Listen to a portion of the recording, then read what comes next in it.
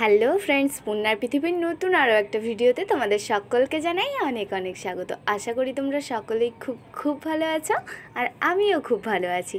তোমরা তো আগের ভিডিওতে দেখেছিলে আমরা সুন্দরবনে আছি। তো এই দুদিন তো দেখালাম সুন্দরবনে চড়ক দেখতে এসেছি, তার আগের ভিডিওগুলো। তো এবার চড়কের দিনের ভিডিও।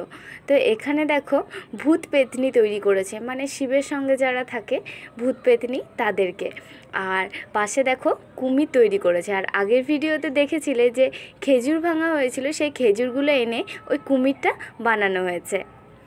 মানে ব্যাপারটা বেশ ইন্টারেস্টিং। কোনো দিন এরকমভাবে শিব পুজো দেখিনি, তো এখানে এসে দেখছি তো ভালো লাগছে। আর এখানে শিবের পুজো হচ্ছে, শিবের কাছ থেকে অনুমতি নেওয়া হচ্ছে যে চড়ক হবে। মানে আমাদের ওখানে তো তোমরা দেখেছো বড়শি পিঠে গেঁথে ঘোরে চড়কে, আর এখানে আবার বাঁশ বাঁধা হয়েছে, সেই বাঁশের ওপর থেকে ঝাঁপ দেবে। তো মহাদেবের চরণে ফুল চাপানো হয়েছে, কিন্তু কিছু মতেই ফুল পড়েনি। ফুল পড়লেই তবে নাকি সম্মতি পাওয়া যায়, তাই সবাই আবার স্নান করে এসে ঠাকুরের কাছে প্রার্থনা করছে যাতে ভগবান সম্মতি দেয় আর সবাই ওই যে তারা বাঁধা হয়েছে সেখান থেকে ঝাঁপ দিতে পারে। এখানে একটা জিনিস লক্ষ্য করলাম, যতক্ষণ না ওই ফুল পড়ছে ততক্ষণ কোনো পুজোর কাজ হবে না। তো সবাই সেই ফুল পড়ার অপেক্ষায় বসে আছে, শুধু বসে নেই, রীতিমতো চোখের জল দিয়ে ভগবানকে মানানোর চেষ্টা করছে। আর চোখের জল তো সহজে আসে না, তাই না? তো তোমাদেরকে দেখাবো ফুলটা কিভাবে পড়ে। এখানে দেখো মহাদেবের উদ্দেশ্যে যে ঘট বসানো হয়েছে, সেই ঘটের ওপরে যে ডাব আছে সেই ডাবেই ফুল বসানো হয়েছে। সবাই হয়তো ভাবে যে পদ্ম ফুল ডাবের ওপরে বসানো হয়েছে, এটা খুব সহজ ব্যাপার, কিন্তু অতটাও সহজ না যেটা আমি দেখলাম নিজের চোখে। ফুলটা এখানে অন্যভাবে বেঁধে ঘটের উপরে বসিয়েছে এমনভাবে যে অত সহজেও পড়বে না। তোমরা বললে বিশ্বাস করবে না, সারা রাত জেগেও ফুল পড়েনি। এটা আশ্চর্যজনক নয় কি? তো দেখলে তো ফুলটা হাতেই পড়লো। এটা কিন্তু সত্যি আশ্চর্যজনক, কারণ ফুলটা হাতে না পড়ে উল্টো সাইডেও পড়তে পারতো, কিন্তু না, হাতেই পড়েছে। তার মানে ভগবান সম্মতি দিয়েছে।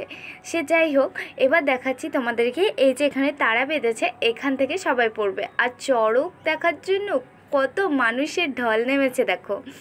আর এ সাইডে আরেকটা জিনিস লক্ষ্য করলাম, একজন মানসিক করেছে যে তার সন্তানের সমতুল্য ফল দিয়ে ঠাকুরের মানসিক শোধ করবে।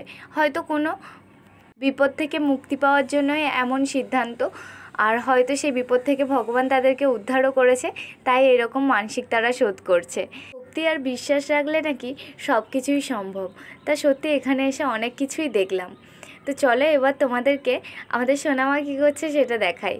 এই যে ওর পাপার সঙ্গে চড়ক দেখবে বলে এক সাইডে বসে আছে, আর এখানে ওপর থেকে ফল ছড়ে। আমাদের ওখানে তো দেখেছিলে যে বাতাসা ছড়ায়, আর এখানে কাঁচা ফল ছড়ায়। তো এই যে এখানে তারা বেঁধেছে, আর যারা এখানে ভক্ত অর্থাৎ সন্ন্যাসী হয়েছে তারা কিন্তু নিচে এখানে আবার আগুন জ্বালিয়েছে, আর সেই আগুনে উল্টো দিক দিয়ে প্রণাম করছে। এটা কি করে সম্ভব আর কেন করতে হয় আমি সত্যি জানি না, কিন্তু দেখে বেশ আশ্চর্যজনকই লাগলো, কারণ আমি কখনো এরকমভাবে চড়ক দেখিনি। এই আমার জীবনে প্রথম এরকম চড়ক দেখা। তো তোমাদের সাথেও শেয়ার করতে পেরে আমার ভালো লাগছে যে এরকম জিনিস তোমরাও হয়তো কম দেখেছো যারা আমার ভিডিও দেখো। তো তোমাদেরকেও দেখাতে পেরে আমার বেশ ভালো লাগছে। আর এখানে চড়ক পড়ে এই ওপর থেকে শুধু ঝাঁপ দেয় না, দেখো এখানে জালও ধরেছে নিচে, এই জালের ওপরে পড়বে। যারা ওপর থেকে পড়বে বুকে তরোয়ারের মতো কিছু অস্ত্র বুকে ধরবে, সেটা নিয়ে ঝাঁপ দিয়ে পড়বে। এই কথাটা যখন আমি শুনেছিলাম প্রথম, তখন আমার গাটা পুরো কাঁটা দিয়ে উঠেছিল যে এরকমভাবে পড়লে তাহলে তো মানুষের ক্ষতি হবে। কিন্তু না, কোনো ক্ষতি হবে না নাকি, কারণ ভগবানের কাছ থেকে আগেই অনুমতি নিয়ে নেওয়া হয়েছে, সেই জন্য আর কোনো ক্ষতি হবে না। তো এই দেখো যারা এবার ওপর থেকে ঝাঁপ দেবে মানে চড়ক পড়বে, তাদেরকে নিয়ে যাওয়া হচ্ছে। এই শিব দুর্গারা নাচ করে তাদেরকে নিয়ে যাচ্ছে। এখানে এরকমভাবেই নিয়ে যায়, দেখতে বেশ ভালো লাগছিল। আমি একটু তাড়াতাড়ি দেখাচ্ছি তোমাদেরকে, কারণ ভিডিওটা অনেক বড় হয়ে যাবে সেই জন্য। তো তোমাদেরকে বলেছিলাম কোনো অস্ত্র নিয়ে পড়বে। তো দেখো এখানে একজন প্রথমে নাচ করছে, তার হাতে সেই অস্ত্রটা লাল গামছা দিয়ে ঢাকা আছে। সেই অস্ত্রটা বুকে নিয়েই সবাই ওপর থেকে ঝাঁপ দেবে। তো এই দেখো ওপরে একজন উঠেছে আর ওপর থেকে কাঁচা ফল ছড়াচ্ছে, আর ফল ছড়ানো হলেই ওপর থেকে ঝাঁপ দেবে। তো আমি এটা দেখারই অপেক্ষায় ছিলাম যে কখন ঝাঁপ দেবে আর কিভাবে ঝাঁপ দেবে। আর সেই মুহূর্তটাও চলে এসেছে, আর আমি কাউন্টডাউন শুরু করেছি যে কিভাবে ঝাঁপ দেবে। দেখো, অস্ত্রটা বুকে নিয়েছে আর নিচে পড়লো। এটা নাকি অনেক নিচে থেকে পড়েছে, আর আরও অনেকে আছে আরও ওপর থেকে পড়ে।